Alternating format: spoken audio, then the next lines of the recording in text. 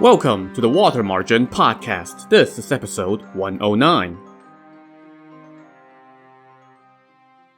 Last time, the Liangshan bandits dealt Marshal Gao Qiu 2 resounding defeats, incinerating his navy and sending his army fleeing back into Jizhou Prefecture.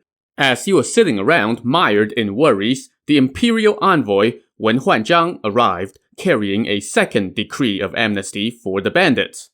Gao Qiu met with the envoy and asked to see the copy of the decree. Now, this put him in a real pickle. He didn't really want the court to send another offer of amnesty, but at the same time, he's been getting his butt whooped. The amnesty meant that he did not have to keep getting his butt whooped, but he was also too embarrassed to go back to the capital after 2 beatdowns. So, he was going back and forth for the next few days, unable to make up his mind about how to proceed. But then, a seasoned local clerk named Wang offered him a way out. This clerk was really wicked, so much so that everyone called him Heart Gouger Wang. He had been assigned by the prefect to serve Gao Qiu while the latter was using the prefectural seat as his headquarters. Through that work, this clerk got to see the copy of the decree, and he had gotten word that Gao Qiu was struggling to make a decision, so he went to see Gao Qiu at once.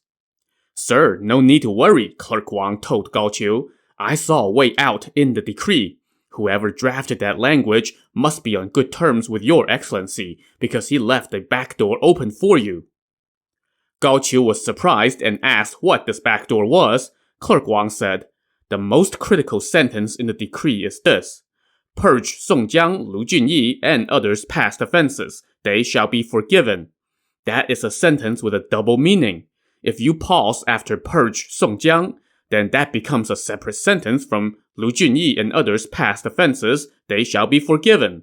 So, you can just use this to trick them into the city and arrest and execute Song Jiang, and then you can break apart his men and assign them to different places. As the old saying goes, a headless snake cannot move and a wingless bird cannot fly. Without Song Jiang, what can the rest of them do? What does your excellency think? Gao Qiu was thrilled and immediately promoted this clerk. He then invited the imperial envoy, the renowned scholar Wen Huanzhang, to discuss this plan, but Scholar Wen was nonplussed. An imperial envoy should deal honorably and cannot use such deception, he said. Besides, if some smart person in Song Jiang's ranks see through this plot, they will stir up trouble, and then it would be most inconvenient. Not so, Gao Qiu disagreed. As ancient military texts say, deception is okay in war. There is no need to be so above board. The text may say that, but this is an imperial edict from the emperor, used to earn the trust of all under heaven, Scholar Wen retorted. Since ancient times, the words of the emperor are as precious as jade and cannot be altered. If we do this, how will anyone be able to trust His Majesty again? "We have to just worry about what's in front of us right now," Gao Qiu said. "We'll deal with the future later." So Gao Qiu ignored Scholar Wen's advice and sent a messenger to Liangshan to tell the bandits that they should all show up outside the prefectural seat to receive a new offer of amnesty from the emperor. On Liangshan, Song Jiang was mopping up after another big victory. All the burnt ships were gathered up for firewood. The undamaged ships were added to the bandits' own fleet. All the captured prisoners were released back to Jizhou Prefecture. One day, Song Jiang and his chieftains were holding discussions in the Hall of Loyalty and Honor when Gao Qiu's messengers arrived, bearing news of another offer of amnesty. Song Jiang was so delighted that his face broke out into a huge grin, and he immediately summoned the messenger. "The court has issued an edict to offer you amnesty," the messenger said. "Marshal Gao sent me here to invite all the chieftains to the foot of the prefectural seat for the ceremony, where the decree will be read aloud. There is no ulterior motive, so please do not harbor any suspicions." Song Jiang tipped the messenger and sent him away, and then he ordered all the chieftains to prepare to accompany him to the prefectural seat to receive the decree. But Liangshan's number 2, Lu Junyi, the Jade Qilin, said, "Brother, don't be too impatient. This might be a trick by Marshal Gao. You should not go." "If you all are so suspicious, when will we ever be able to return to the proper path?" Song Jiang said. "We have to go, no matter what." Dude, Did the whole "there is no ulterior motive" line not strike you as a little obvious? Wu Yong the strategist laughed and said, "We have shattered that knave Gao Qiu's courage. Even if he has a foolproof plan, it will fail. And we have all these heroes here, so there is no need to worry. Let's all just follow Brother Song down the mountain." Of course, Wu Yong was also not stupid. Before they departed, he handed out a couple orders. Then, the chieftains all followed Song Jiang down the mountain, except for the naval chieftains who stayed behind to mind the shop.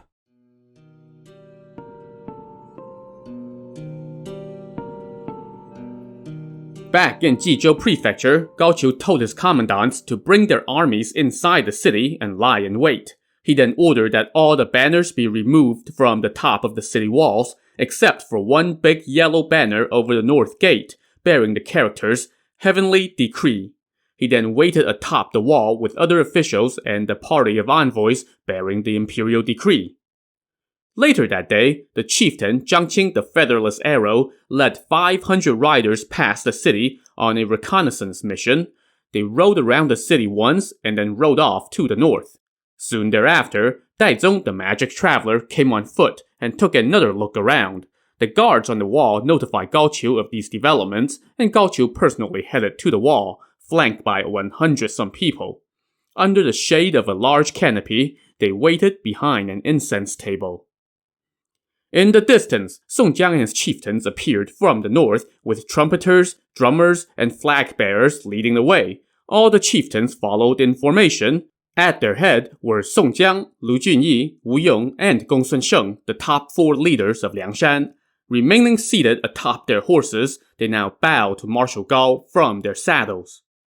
Marshal Gao ordered one of his men to shout down to the bandits, "The imperial court is pardoning your crimes and has sent another offer of amnesty. Why have you come dressed in armor?"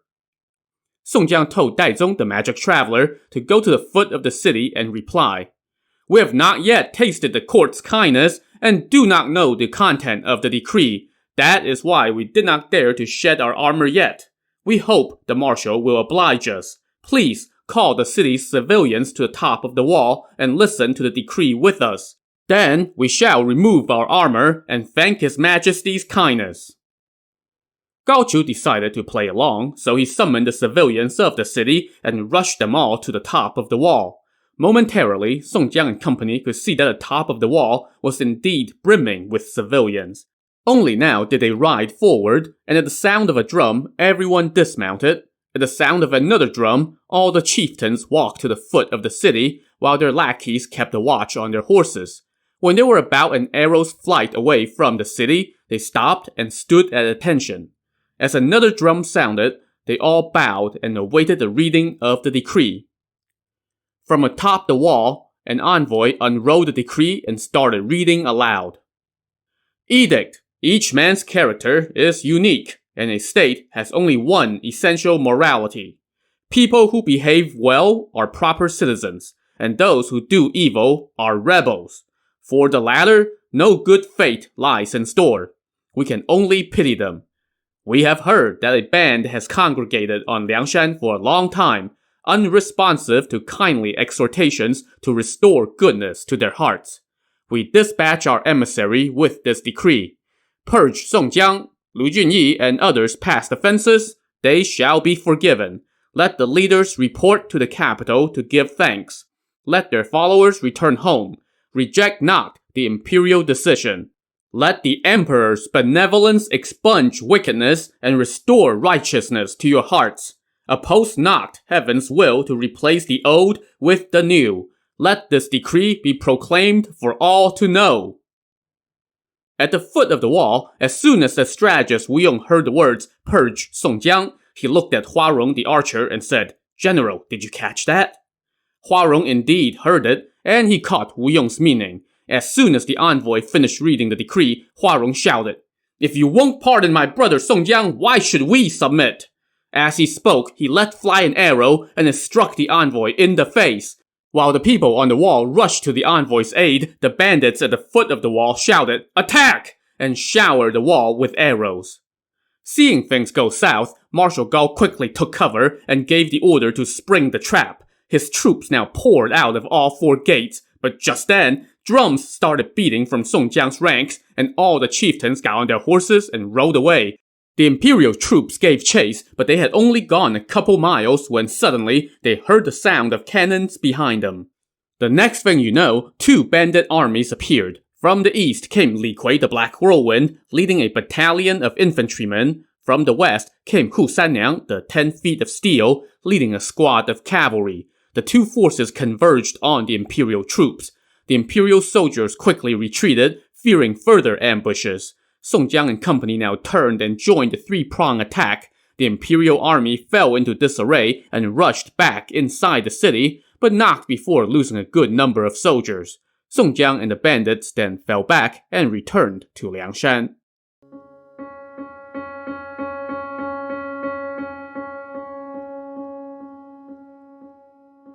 Inside the city, Marshal Gao and company were once again picking up the pieces. He sent a report to the court saying that Song Jiang and the bandits killed an envoy and refused to submit. At the same time, he sent secret letters to other members of his little gang of 4 at court: Premier Cai, Marshal Yang, and Tong Guan, the Chancellor of the Bureau of Military Affairs, who led the first unsuccessful attack on Liangshan.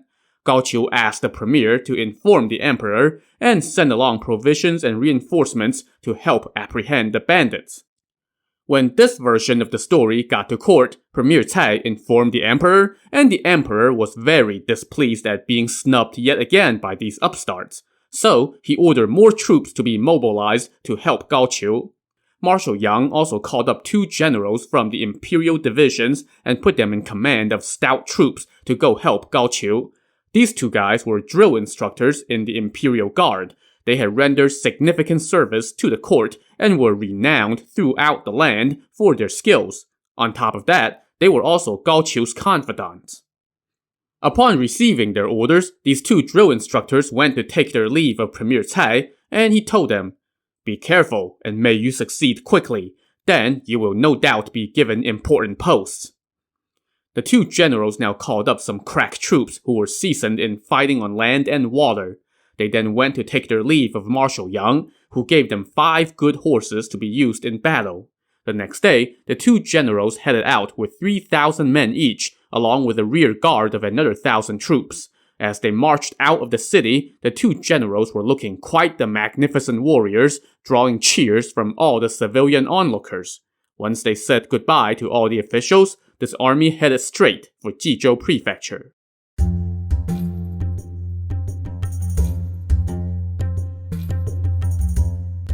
Back in Jizhou Prefecture, Gao Qiu and his new advisor, the scholar Wen Huanzhang, were discussing how to proceed. While they waited for reinforcements to arrive, they sent out soldiers to collect lumber from the nearby woods and conscript shipbuilders from the region.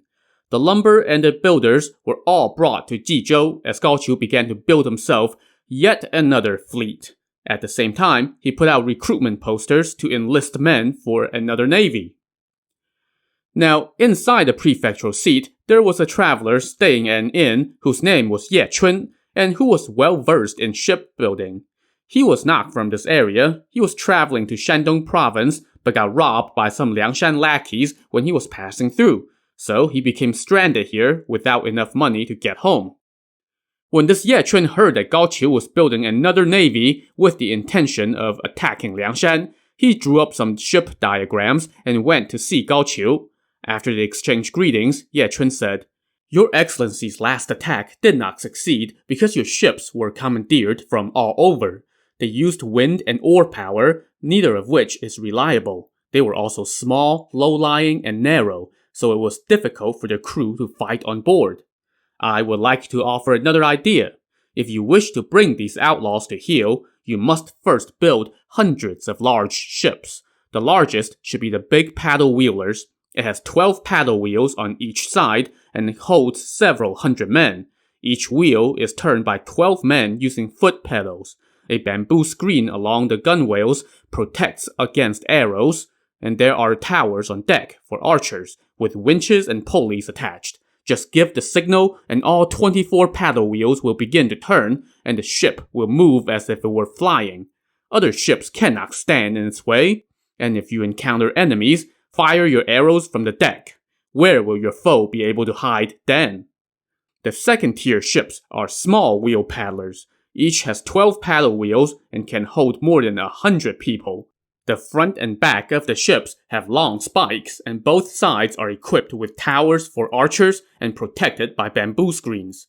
These ships can traverse the narrow channels of the marsh and fend off enemy ambushes. If you use this plan, you will capture the outlaws easily. After hearing the sales pitch and examining the diagrams, Gao Qiu was delighted and rewarded this Ye Chun, appointing him to oversee the construction of the ships. The imperial forces and their conscripted shipbuilders got to work immediately. The lumber had to be delivered to Jizhou on a tight deadline, while all the nearby prefectures and counties had to send along the requested materials quickly. A 2-day delay would earn you a kinging of 40 strokes, to be doubled with each additional day of delay. And if you were late by more than 5 days, you would be executed. With that kind of draconian deadline hanging over their heads, all the authorities in the region promptly cracked the whip on their civilians, often quite literally. As a result, there were lots of civilian casualties from being overworked, while many others fled, and everybody was pissed and grumbling. While Gao Qiu was doing his darndest to further damage military-civilian relations, the newly enlisted soldiers for his rebuilt navy trickled in, and the reinforcements led by the 2 generals from the capital also arrived. Gao Qiu and his commandants went out of the city to welcome the generals, and after the requisite welcome banquet, they immediately asked permission to go challenge the bandits to battle. "Please rest for a few days while we finish building the ships," Gao Qiu said. "Then we can advance on land and water and pacify these bandits in one fell swoop." The 2 generals said, "We view these Liangshan thugs as child's play. Marshal, have no worries. You will surely return to the capital victorious." So that kind of trash talk was sure to set you up for trouble soon enough, but I guess these 2 newbies haven't learned that lesson yet. In any case, Gao Qiu thanked them for their confidence and promised them important posts once the job was done. After the banquet, the 2 generals returned to their camps to await orders. Meanwhile, on Liangshan, after our heroes made a mess of things at the second failed attempt at amnesty, Song Jiang and the strategist Wu Yong figured that the imperial court would not look too kindly on what they had done, so they were expecting another attack soon. They sent lackeys to conduct recon, and within a few days, those lackeys reported back that Gao Qiu had entrusted Ye Chun to oversee the construction of some big ships, and had received reinforcements led by 2 renowned generals. "Those big ships can fly across the water. How can we defeat them?" Song Jiang asked Wu Yong. Wu Yong smiled and replied, "What's the big deal? Just a few naval chieftains will take care of it. And if we fight on land, we have fierce warriors to counter them. But even so, I expect it will take them several weeks to finish building such big ships. We probably still have another 40 or 50 days to go. We can send a few brothers to their shipyard and pester them a bit, and then take our time dealing with them." Song Jiang agreed, and so they tapped the chieftains Shi Qian, the flea on a drum, and Duan Jingzhu, the golden-haired hound, for this job. To provide backup, they also told the chieftains Zhang Qing the gardener and Sun Xin the little yuzhi to disguise themselves as villagers and mix in with the workers at the shipyard. Their wives, Gu Dasao, the female tiger, and Sun Erniang, the female yaksha, would pretend to be delivering food to their husbands working in the shipyard. Finally, Zhang Qing, the featherless arrow, would lead an army to provide backup. Once all the assignments were doled out, everyone eagerly snapped to.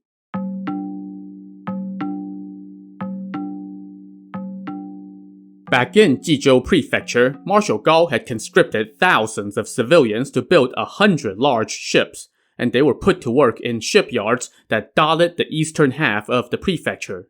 The soldiers keeping watch over the workers would threaten them with their blades at all hours, forcing them to work day and night to make their deadline.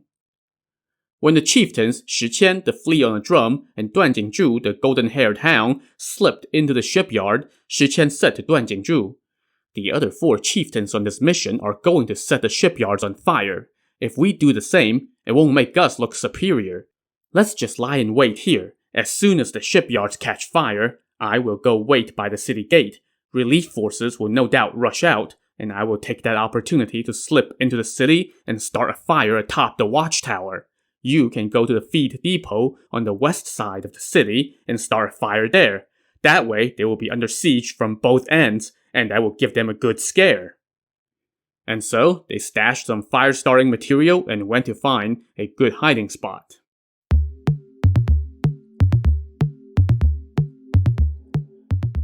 Meanwhile, Jiang Qing the gardener and Sun Xin the little yuqi arrived outside the city and saw about 500 men transporting lumber. They fell in with this group and helped move the lumber and themselves into the shipyard. At the entrance of the shipyard were about 200 soldiers.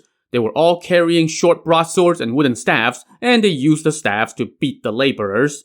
Inside the shipyard was a hive of activity. The whole area was fenced off by wooden palisades, and there were about 300 thatched worksheds. A few thousand workers were busy tending to various stages of the shipbuilding process, and countless folks were going to and fro. Jiang Qing and Sun Xin found a quiet spot and stayed out of sight. Soon, their wives, Sun Erniang, the female yaksha, and Gu Dasao, the female tiger, showed up in some dirty clothes, each carrying a jug of rice. They fell in with other women who were delivering food to their husbands who had been conscripted to work in the shipyard, and they made it past the guards with no problem at all.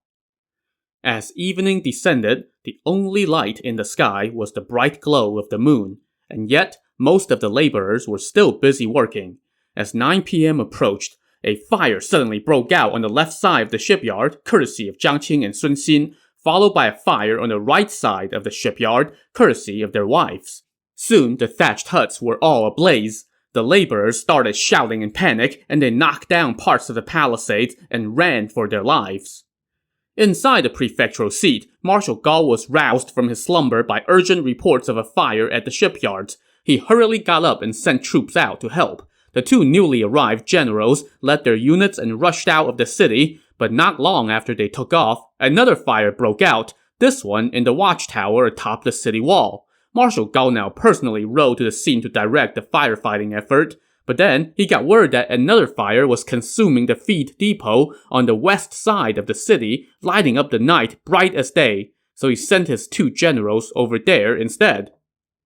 The two generals had barely arrived on the scene when they heard the sound of drums and battle cries, shaking heaven and earth. Amid the chaos, a squad of 500 crack riders sprang out of hiding, led by Jiang Qing the featherless arrow. "All the Liangshan heroes are here!" Jiang Qing shouted as he charged. One of the generals, whose name was Qiu Yue, hoisted his saber and rode toward Jiang Qing. They had not fought but 3 bouts when Jiang Qing turned and rode away. That Qiu Yue wanted to earn some merit, so he gave chase and shouted, "Rebel, don't you go anywhere!" But we have seen this play enough times to know what's coming, even if Qiu Yue did not. As he got closer to Jiang Qing, he suddenly took a flying stone to the face and fell off his horse. His comrade, who was named Zhou Ang, rushed to his rescue, fending off Jiang Qing while his lieutenants helped Qiu Yue back on his horse. After a few bouts against Zhou Ang, Jiang Qing again rode away. But Zhou Ang was not going to fall for that, so he did not give chase. But now, Jiang Qing turned and came back to fight him. Just then, 4 of Gao Qiu's commandants showed up with reinforcements, so Jiang Qing gave a quick wave of his hand, and he and his 500 riders quickly departed the scene. The imperial troops were afraid of another ambush, so they did not dare to give chase. Instead, they fell back and tended to the fire. By the time Gao Qiu's men put out all the fires, it was already morning. As they tallied up the damage, they saw that the general Qiu Yue had lost 4 teeth and had a broken nose and busted lip, thanks to the stone he took from Jiang Qing. Gao Qiu now despised the bandits even more. But at the moment, all he could do was to have the doctors tend to his wounded, while he sent word to the shipbuilder overseer, Ye Chun. He told Ye Chun to be on guard at the shipyard. Gao Qiu also sent his commandants to set up camps all around the shipyards to offer extra protection. As for the 6 chieftains who started the fires, they all returned to Liangshan in victory and told everyone how well it went. Song Jiang was ecstatic and threw a feast to celebrate. Then he dispatched scouts to provide constant updates on the enemy. By the time the ships were finished, winter was coming. But the weather was still mild. Marshal Gao rejoiced secretly, thinking that this was an assist from heaven. Now that his ships were built, he ordered his new naval forces to board the ships and train. The large and small paddle wheel ships now entered the water, and the 10,000 or so new naval recruits split into two halves. Half of them went to learn how to paddle the ships, while the other half practiced archery. After 20-some days, their training was complete, and the overseer Ye Chun invited Gao Qiu to come inspect his new navy. Gao Qiu and his commandants and other officers showed up and saw 300-some ships spread across the surface of the water. A dozen or so of these ships were selected for a demonstration. They were covered with banners. Amid the sound of gongs and drums, the soldiers pedaled, the wheels started spinning, and the ships started gliding across the water. Gao Qiu was delighted, figuring that the bandits would have no answer for such ships, and that victory was finally assured. He was ready to give this another go. To see how his next incursion into the marsh will go, tune in to the next episode of the Water Margin podcast. Also, on the next episode, Gao Qiu gets a tour of the bandits' lair. So, join us next time. Thanks for listening.